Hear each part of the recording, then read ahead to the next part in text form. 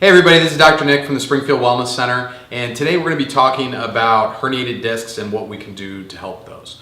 So herniated discs are a tricky problem to have and also a very painful problem to have. So with herniated disc, it's a more severe, it's basically the next step beyond a bulge disc. Some people call it a slip disc. So this is what a normal, healthy disc looks like. The nucleus is on the inside, and then there are fibers that hold the nucleus in place.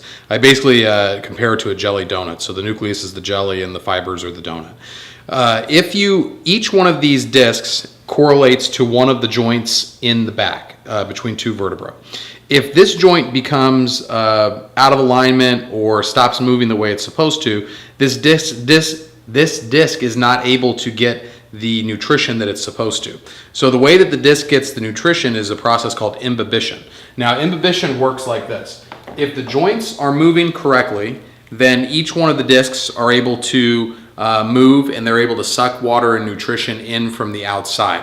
If the joint becomes stuck or fixated and the disc is not able to move, it's not able to suck its own nutrition into the disc.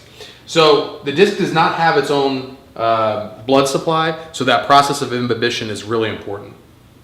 So as the disc becomes less hydrated, it becomes more fragile. When it becomes fragile, the fibers that surround the nucleus start to tear, and the nucleus will take a path of least resistance and will head towards the outside of the disc.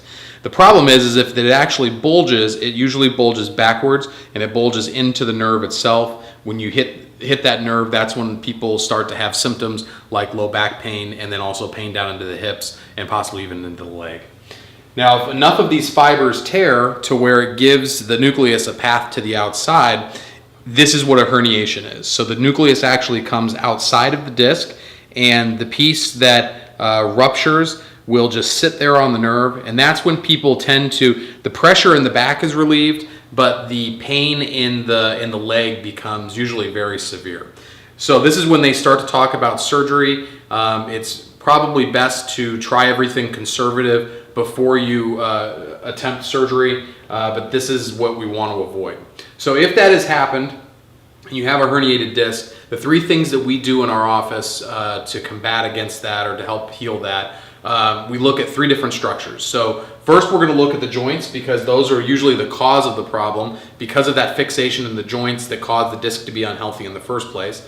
Then we're going to look at the disc itself, and then we're going to look at the muscles surrounding it. So if there's any type of tightness or if there's any type of weakness, we want to address each one of those three.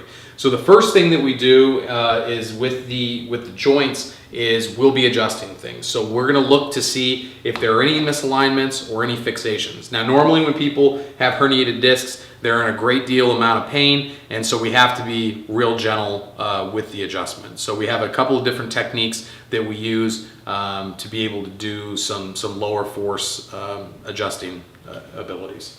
So that's going to be the first thing that we do, and then we'll go over to the traction table and talk about that. To find out more about the Springfield Wellness Center and all the other services we offer, head over to our Facebook page or check out our YouTube channel.